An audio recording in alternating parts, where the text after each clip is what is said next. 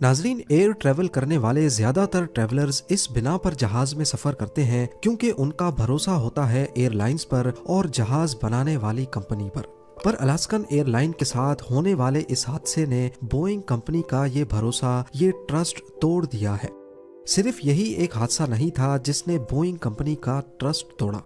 29 अक्टूबर 2018 को इंडोनेशिया की lion air flight 610 Sukarno हत्ता इंटरनेशनल एयरपोर्ट से टेक ऑफ हुई।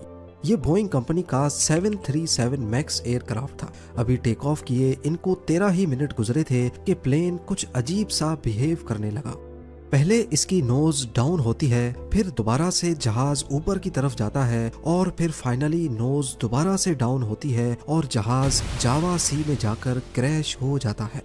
इसमें टोटल 189 लोग थे जिनमें से एक भी नहीं बच पाया।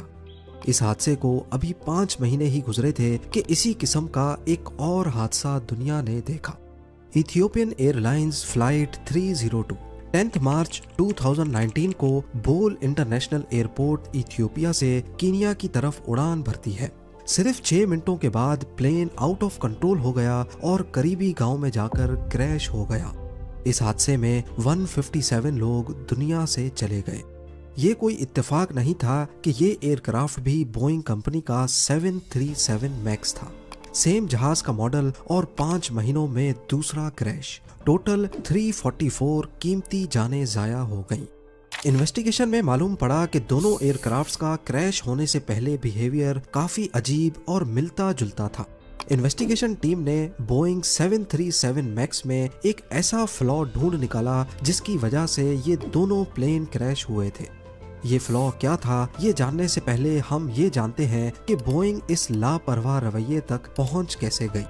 बोइंग कंपनी पहले सिर्फ एक इंजीनियरिंग कंपनी हुआ करती थी। 1916 में विलियम ई बोइंग ने कंपनी की बुनियाद डाली, जो पहले सिर्फ रॉकेट्स, सैटेलाइट्स और एयरप्लेन्स की डिजाइनिंग और मैन्युफैक्चरिंग करते थे। 1969 में बोइंग ने अपना मशहूर जमाना बोइंग 747 लॉन्च किया, जिसको क्वीन ऑफ द स्काईज का लक़ब दिया गया था। जहाज का ये मॉडल हवाई सफर में एक नया इनकलाब लेकर आया। उस वक्त ये कहा जाता था कि if it's not Boeing I am not going, यानी बोइंग पर लोगों को इतना भरोसा था कि इस जहाज के अलावा लोग किसी और में सफर ही नहीं करते थे। तो आखिर ऐसा क्या हुआ कि बोइंग का ये ट्रस्ट लेवल इस हद तक गिर चुका है। ये 2024 में बोइंग जहाज के साथ हुए हादसात की एक लिस्ट है। इसमें साफ साफ देखा जा सकता है कि सिर्फ 2024 जनवरी में ही बोइंग के 5 जहाज छोटे बड़े हादसात की लपेट में आए हैं। इंडस्ट्री एक्सपर्ट्स का मानना है कि बोइंग की बर्बादी का अमल 1997 में शुरू हुआ था। 1990s में जब अमेरिका और सोवियत की कोल्ड वॉर खत्म हुई तो उस वक्त बोइंग की इनकम पर भी काफी फर्क पड़ा, क्योंकि बोइंग एक इंजीनियरिंग फर्म थी जो अमेरिकन मिलिट्री के साथ कॉन्ट्रैक्ट पे काम करती थी। और जाहिर है कोल्ड वॉर के खत्म होने के बाद ये कॉन्ट्रैक्ट भी खत्म कर दिया गया। इस डर से कि इनकी इनकम पर फर्क ना पड़े, इन्होंने अपने competitor aircraft manufacturing company McDonnell Douglas को $14 बिलियन यानी आज के करीब 1150 अरब रुपयों में खरीदकर खुद को एयरलाइन इंडस्ट्री का अकेला बेताज बादशाह डिक्लेयर कर दिया। एविएशन इंडस्ट्री के इस सबसे बड़े मर्जर के बाद बोइंग ने अपने आप को इंजीनियरिंग फर्म से एक बिजनेस मॉडल में बदल दिया। जिनका काम था परफेक्ट जहाज बनाना, वो अब स्टॉक मार्केट में आकर अपने शेयर होल्डर्स के प्रॉफिट और लॉस को देखने में लग गए। बोइंग अपने कंपटीटर मैकडॉनल्ड डोगलस को खरीदकर पूरी एविएशन इंडस्ट्री पर अकेला राज तो करने लगा, लेकिन ये आज़ादी ज्यादा वक्त ना चल सकी। 2003 में बोइंग को टक्कर देने के लिए यूरोपियन एयरलाइन मैन्युफैक्चरर एयरबस मैदान में आ गया। 2010 में बोइंग की सेल्स को एक जोरदार झटका लगा जब एयरबस ने अपना A320 नियो लॉन्च किया। ये मॉडल एयरबस ने खास मार्केट की डिमांड्स को देखते हुए डिजाइन किया था। इसका इंजन खास तौर पर फ्यूल एफिशिएंट बनाया गया था, यानी ये कम फ्यूल में ज्यादा डिस्टेंस कवर कर लेता था। उसी साल के दिसंबर में एयरबस A320 नियो के 667 यूनिट्स सिर्फ एक ही हफ्ते में बिक गए। एयरबस की इस कामयाबी ने बोइंग के पैरों तले जमीन ही खिसका दी। वो बोइंग जो पिछली कई दहाइयों से इस इंडस्ट्री पर अकेला राज कर रहा था, उसको इतने ऑर्डर्स पूरे साल में नहीं मिलते थे। अगले साल यानी 2011 में बोइंग ने एक नया जहाज 737 मैक्स के नाम से लॉन्च कर दिया। ये एयरबस A320 नियो की टक्कर में लॉन्च किया गया था। बोइंग के इस कदम ने एयरलाइन इंडस्ट्री में अपनी इज्जत तो बचा ली, लेकिन ये वही जहाज का मॉडल था जिसका 2018 और 19 में भयानक क्रैश हुआ। असल में हड़बड़ाहट में आकर एयरबस से मार्केट शेयर वापस लेने के चक्कर में बोइंग यहाँ एक बहुत बड़ी गलती कर बैठा। बोइंग को ये नया जहाज लॉन्च करने की बहुत जल्दी थी। इन्होंने इस नए जहाज में extra fuel efficient engine introduce करवाए, पर मसला ये था कि ये इंजन काफी बड़े थे। होना तो ये चाहिए था कि इस नए इंजन के लिए जहाज की पूरी डिजाइनिंग दोबारा से होती, लेकिन बोइंग ने ऐसा नहीं किया। जल्दी के चक्कर में उन्होंने ये नया और बड़ा इंजन सालों पुराने एयरक्राफ्ट में ही लगा दिया, जिससे इंजन का वजन प्लेन के अगले पोर्शन में ज्यादा हो गया। यानी इस नए इंजन ने एयरक्राफ्ट की एरोडायनेमिक्स बदल दी।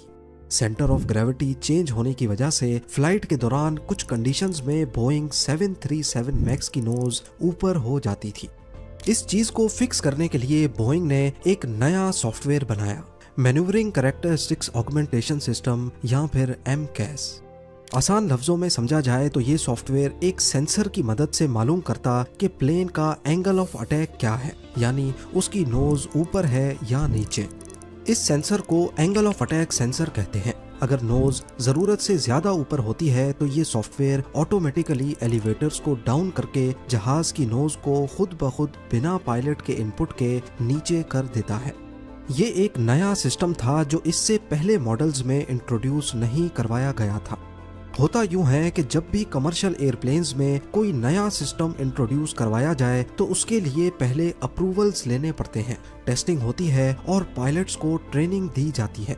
इस ट्रेनिंग में वक्त और पैसा दोनों बहुत ज्यादा लगते हैं, पर क्योंकि उनको बहुत जल्दी थी तो उन्होंने MCAS के बारे में ना ही एयरलाइंस को कुछ बताया, ना ही पायलट्स को, और ना ही फेडरल एविएशन एडमिनिस्ट्रेशन को, जो कि एक रेगुलेटरी बॉडी है। उन्होंने सोचा कि जब सॉफ्टवेयर खुद ही प्लेन को सीधा कर सकता है तो फिर पायलट्स या एयरलाइंस को बताने की क्या जरूरत है। ये वो पॉइंट था जहां चीजें बिगड़ना शुरू हो गईं। जैसा कि आपने पहले जाना कि MCAS सिर्फ एक सेंसर पे डिपेंड करता है, angle of attack sensor. Boeing को इस बात का इल्म नहीं था कि अगर ये सेंसर ही खराब हो गया तो फिर क्या होगा। अगर ये सेंसर खराब हो गया या फिर किसी वजह से इसने MCAS को गलत रीडिंग दे दी तो बिना पायलट इनपुट के सीधा चलता हुआ जहाज भी अचानक नोज डाइव करेगा, जिसको फिर कंट्रोल करना पायलट के बस की बात भी नहीं होगी। और ऐसा ही कुछ लायन एयरलाइन फ्लाइट 610 और इथियोपियन एयरलाइंस फ्लाइट 302 के साथ हुआ। जब इन्वेस्टिगेशन टीम को बोइंग की इस लापरवाही का इल्म हुआ तो वो दोनों प्लेन क्रैशेस का कसूरवार बोइंग समेत फेडरल एविएशन एडमिनिस्ट्रेशन या फिर FAA को भी ठहराने लगे, क्योंकि FAA का ही काम था इस चीज की जांच करना। जिस वक्त ये मामला गर्म हुआ तो अमेरिका समेत पूरी दुनिया में बोइंग 737 मैक्स के 387 एयरक्राफ्ट सर्विस में थे और इन सबको एक साथ ग्राउंड कर दिया गया। ये एक बहुत बड़ी खबर थी। इसके नतीजे में एक तरफ बोइंग की स्टॉक प्राइस गिर गई और उनको 20 अरब डॉलर्स का घाटा हुआ। वहीं बोइंग के खिलाफ कोर्ट ने FAA को धोखे में रखने पर 2.5 अरब डॉलर्स का जुर्माना अलग से लगाया। बोइंग को एक्सपोज करने में सबसे बड़ा हाथ इनके अपने एम्प्लॉयज का ही रहा है। कंपनी के अंदर मिसमैनेजमेंट की खबरें वहां काम करने वाले टेक्नीशियंस ने ही लीक की थी। सोशल मीडिया पर बोइंग फैक्ट्री की एक वीडियो लीक हुई जिसमें टेक्नीशियंस से पूछा गया कि क्या वो बोइंग के प्लेन्स पर सफर करना चाहेंगे। मौके पर मौजूद जितने एम्प्लॉयज थे उन्होंने साफ मना कर दिया। इस वीडियो के रिलीज होने के बाद एयरलाइन इंडस्ट्री में खौफ की एक लहर दौड़ गई। फैक्ट्री टेक्नीशियंस ने पुराने जहाज के पार्ट्स नए जहाजों में लगाने का भी हैरान कुन इंकशाफ किया। वो जहाज जो दुनिया भर की एयरलाइंस को डिलीवर भी किए जा चुके थे। तमाम एयरलाइंस ने अपने अपने बोइंग 737 मैक्स की इंस्पेक्शन करवाई, जिस पर मालूम पड़ा कि कहीं पर रिविट्स सही से नहीं लगाई गईं तो कहीं पर पुराने पुर्जे वो भी लूज पड़े थे। नवंबर 2020 में तमाम ग्राउंड हुए 737 मैक्स को इंस्पेक्शन, पायलट ट्रेनिंग और कुछ चेंजेस के बाद दोबारा से सर्विस कर दिया गया। पर बोइंग की रेपुटेशन पर लगा दाग अभी धुला ही नहीं था कि एक और मसला खड़ा हो गया। बोइंग में काम करने वाला एक एम्प्लॉय विसल ब्लोअर यानी मुखबिर बन गया और उसने रिटायरमेंट के बाद बोइंग में होने वाली बेज़ाब्तियों की कहानी मीडिया पर लीक कर दी। 32 सालों तक बोइंग में काम करने वाले जॉन बार्नेट 2010 से 2017 तक क्वालिटी कंट्रोल मैनेजर थे। 2016 में अपनी रिटायरमेंट से पहले बार्नेट का कहना था कि बोइंग के एक सीनियर मैनेजर ने स्क्रैप हाइड्रोलिक ट्यूब प्लेन में इंस्टॉल किया। इस तरह के और भी कई एक्शंस बार्नेट ने नोटिस किए जिसमें पुराने इस्तेमाल शुदा पार्ट्स नए प्लेन में लगाए जाते थे। बार्नेट ने कई कंप्लेंट्स भी की, लेकिन इसका बोइंग की सीनियर मैनेजमेंट पर कोई असर नहीं पड़ा, बल्कि इसके नतीजे में इसको डिग्रेड करके किसी छोटी पोस्ट पर लगा दिया गया। 2017 में अपनी रिटायरमेंट के बाद बार्नेट ने occupational safety and health administration को कंप्लेंट की और बोइंग में होने वाली सारी मिसमैनेजमेंट के सबूत भी दिए। 4 सालों तक ये केस चलता रहा, लेकिन बार्नेट ये केस हार गए। उन्होंने इस फैसले के खिलाफ हायर कोर्ट में अपील भी की, जिसका फैसला अभी तक पेंडिंग है। इसके अलावा 2024 में जब अलास्कन एयरलाइन के बोइंग 737 मैक्स का दरवाजा हवा में ही निकल गया, तो उसके बाद बार्नेट ने बोइंग कंपनी पर एक और लॉ सूट कर दिया। 9 मार्च 2024 को कोर्ट में इस केस की तीसरी पेशी थी, लेकिन उस दिन जॉन बार्नेट कोर्ट में पेश नहीं हो सके, बल्कि वो अपनी गाड़ी में मुर्दा पाए गए। जी हाँ, अपनी मौत से पहले उन्होंने अपने रिश्तेदारों को बताया था कि अगर मेरी मौत हो जाए तो वो सुसाइड नहीं होगी।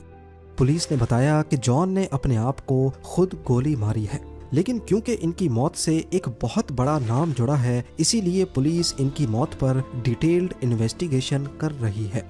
अब क्योंकि जॉन बार्नेट ही नहीं रहे, तो बोइंग के खिलाफ केस का क्या होगा, इसके बारे में फिलहाल कुछ नहीं कहा जा सकता। लेकिन जहां बोइंग की मार्केट वैल्यू पहले ही डाउन ट्रेंड में थी, अलास्कन एयरलाइन के साथ हुए हादसे और जॉन बार्नेट की मौत के बाद इनके स्टॉक्स को दोबारा से एक झटका लगा है।